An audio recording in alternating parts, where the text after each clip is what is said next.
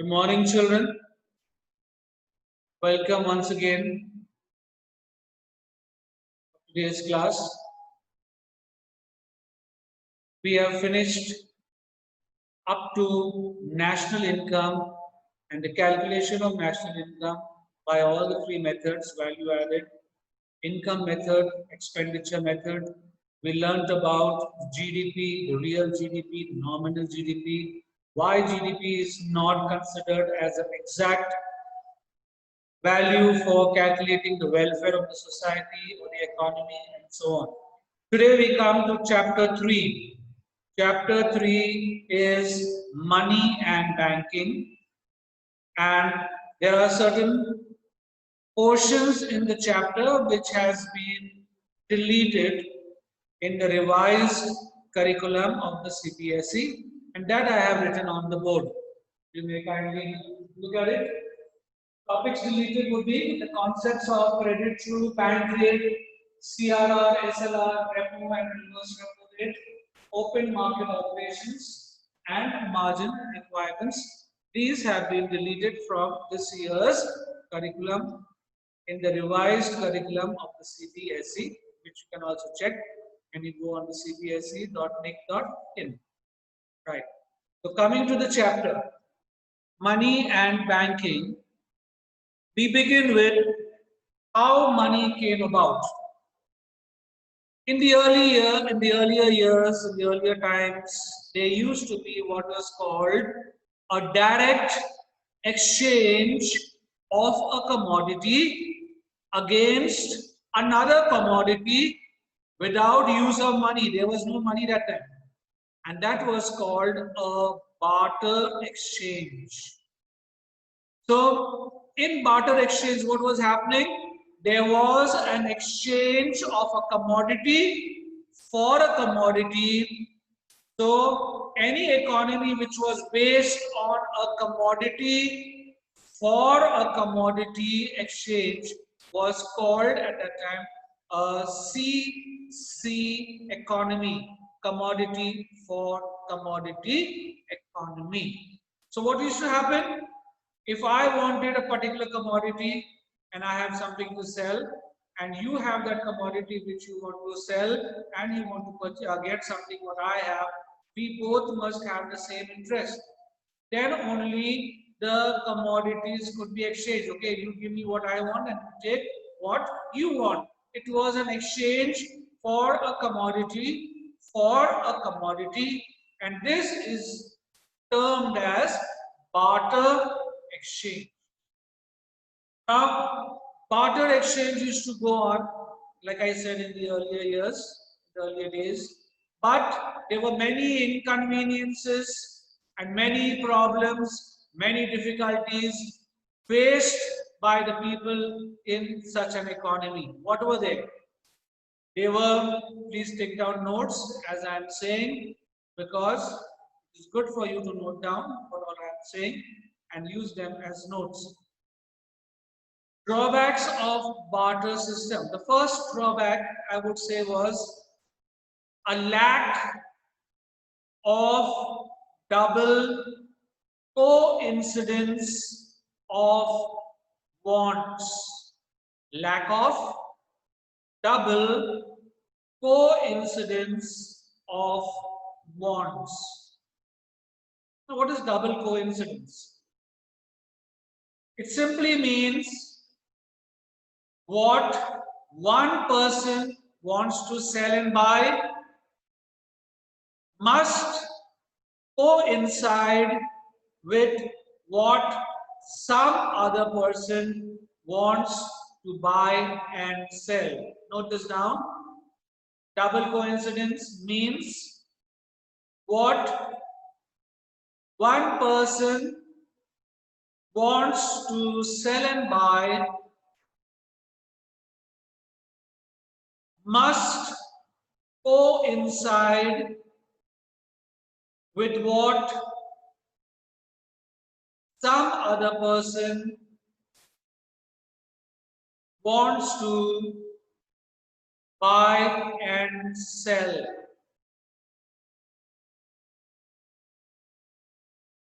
In other words, it means fulfillment of mutual wants, fulfillment of mutual wants by the buyers and the sellers. So you see, a barter system can only work when both the persons are ready to exchange each other's goods. And it was very, very difficult that such a coincidence of bonds may take place, especially in modern times. It becomes very difficult to find somebody who wants to take what you have to offer, and you also find in that person that particular good what you want. So then exchange would become very, very difficult. You have to both keep on searching for that person who wants your goods, and that person should have something what you want. This is what is called as a lack of double coincidence of wants. This was the first major drawback. The second major drawback is, you may write down, a lack of standard for deferred payments. Lack of standard for deferred payments. What do you mean by deferred? Pay after a certain time. I will pay afterwards, deferred. So write down future payments and credit transactions were not possible, and borrowings and lending were difficult under the barter system.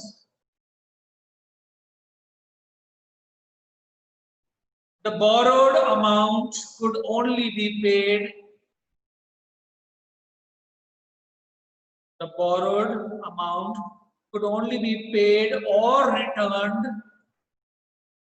in terms of goods and services.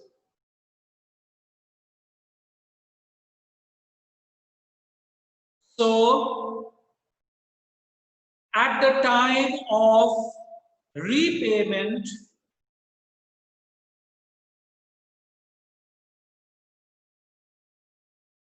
the quality of different units of goods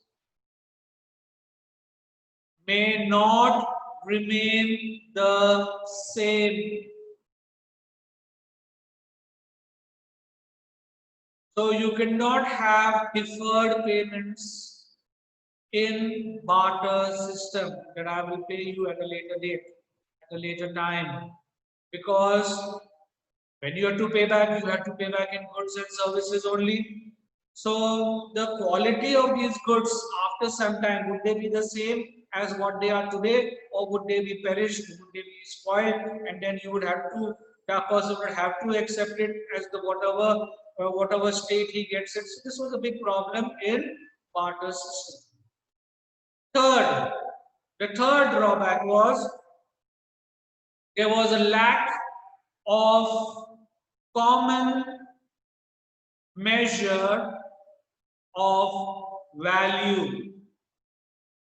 Lack of common measure of value. What does this mean? Write down. There is no common unit or a measure of value. So it was difficult to decide in what proportion two goods are to be exchanged. Two goods are to be exchanged when there are thousands of commodities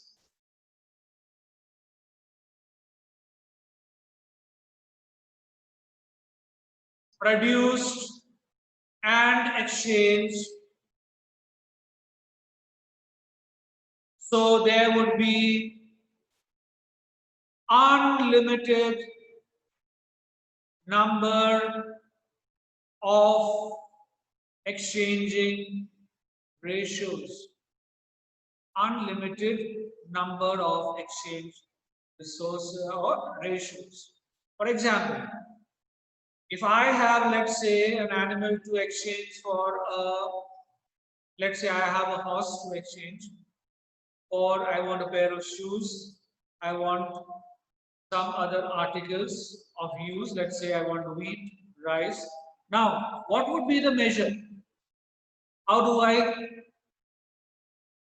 form a common measure? If I give you this horse, I must get so much kgs of wheat, so much kgs of rice, how many pairs of shoes? Because one is a big animal, the other you are taking the commodity is different. How do you go about exchanging? How do you exchange wheat for rice? What quantity I'll give you, what quantity you'll give me. So there was always a lack of a common measure of a value, and so barter system was not very easy. Was not very possible.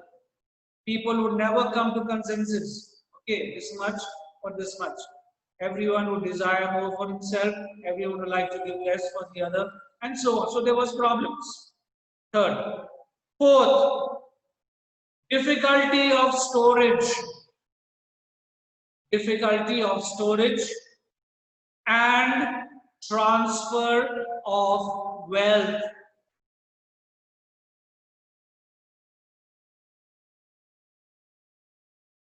Yes. Under this, understand this point and write down. It is very difficult for people to store wealth in the form of goods and services. To store agricultural products, you needed huge barns, you needed huge warehouses, and this was not very possible for everyone and anyone to store wealth.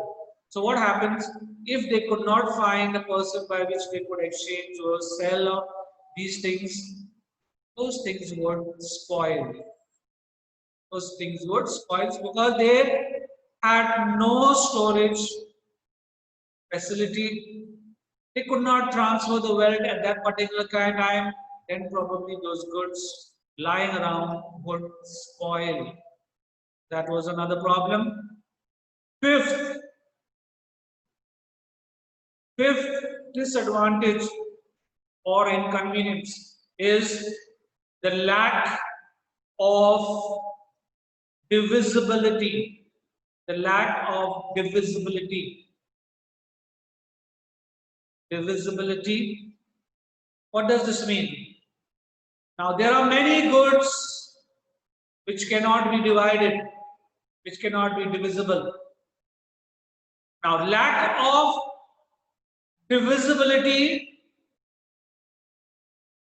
makes barter exchange impossible.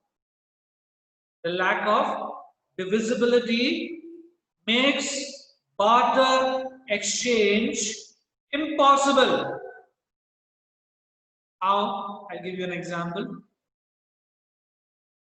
Suppose the value of a horse is 1000 kg wheat. The value of a horse is 1000 kg wheat. But the other person, for this exchange process, has only 500 kgs wheat, let's suppose. What does he do? Such a situation, the horse cannot be divided into two pieces. Okay, you got 500, so you take half of that possible? Not possible. So that is what I say. The lack of divisibility was another inconvenience or a drawback of barter system. So I could only exchange the horse with a person who had 100, what we call, he had 1,000 kg of wheat and he was looking for a horse. Then only I could exchange the horse for 1,000 kg of wheat. But if anyone had less than that, are you going to divide the horse accordingly? It is not possible. So these were some of the drawbacks, some of the inconveniences caused by barter system, which was prevalent in the earlier years before money was there. That's how we now come to introduction of money. So we come to the meaning and definition of money. Heading: meaning and definition of money. You may kindly note down. Money is anything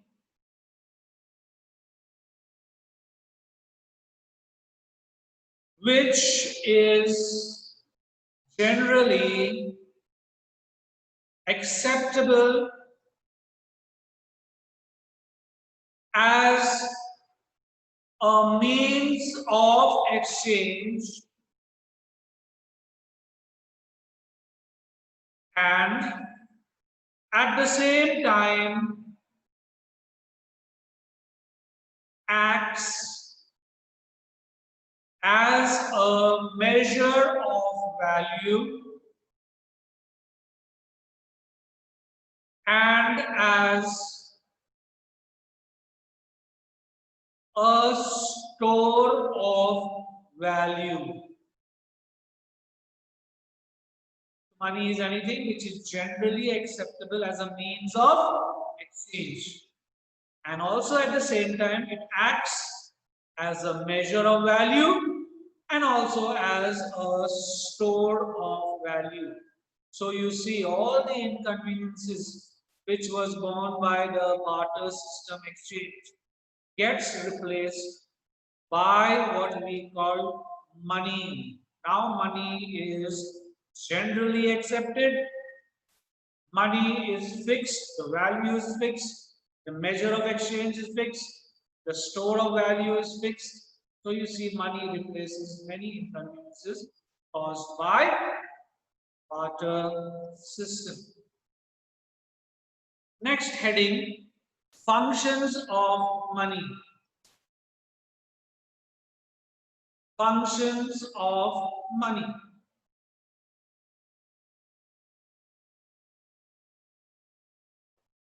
Now we have categorized the functions of money into 3 headings.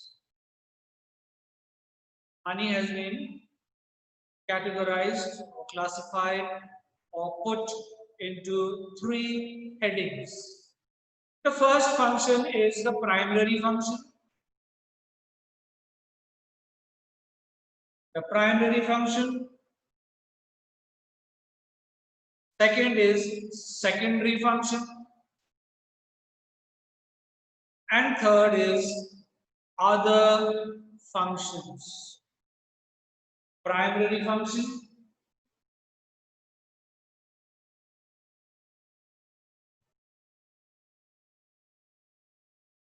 now under primary functions we have 3 functions which money does.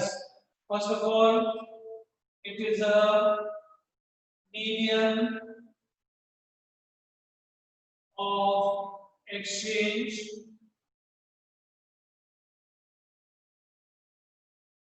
Second, or B, it is a measure of value.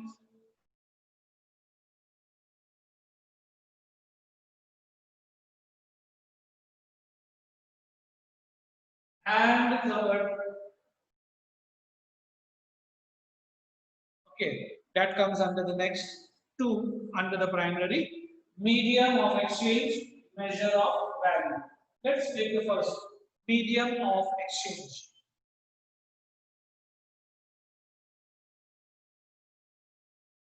Write down.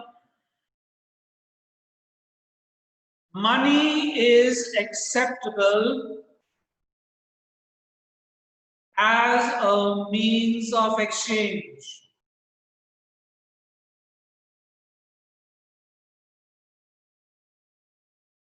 A person can sell his goods and services in exchange for money and can use this money for buying the goods and services that he needs. So, money acts as a medium of exchange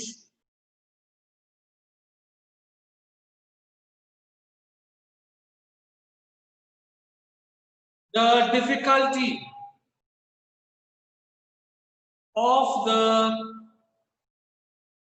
lack of double coincidence of wants has been removed with money.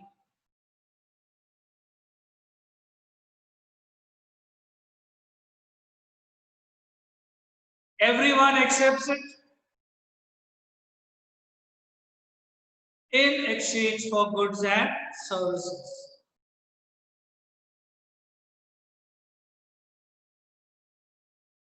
So, money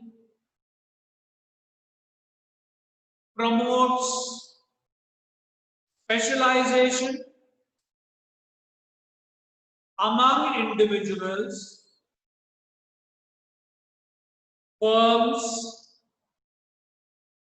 and regions.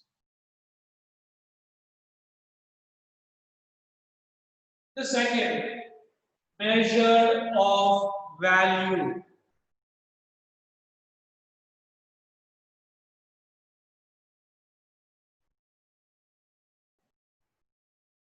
Money serves as a measure of value in terms of unit of account.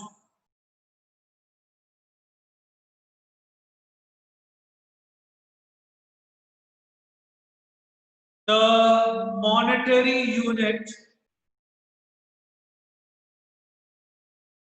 is the unit in terms of which the value of all goods and services is measured.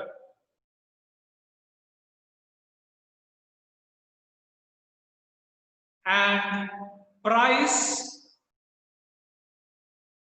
is the number of monetary units for which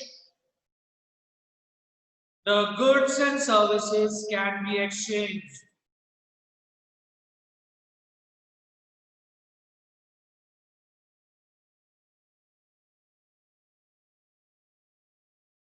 Money is also useful. Money is also a useful measuring rod. Measuring rod. Because in terms of money, the value of other commodities and services are measured. Also, all records are kept. All records are kept and maintained in terms of the monetary unit. For example, rupee, dollars, pounds, etc. So you can keep a record and maintain a record in the term of the monetary unit, whether it is recorded in rupees or in dollars or in pounds or in what. So you can fix the value for a particular commodity. Let's say 100 rupees for a kg of rice, or let's say for a service like go for a haircut, probably for a boy it would be 100 rupees to 150 to 200 rupees a haircut. Then when you go to the saloon, prices will be fixed according to the situation and the place. So a value has been fixed for a particular good or a service. That is the measure of the value. And also money is used as a unit of account. When you are making your accounts, you can maintain your records in monetary units. Like example, putting them up in rupees or in dollars or in pounds. Okay. We will stop till here and continue tomorrow with the secondary functions.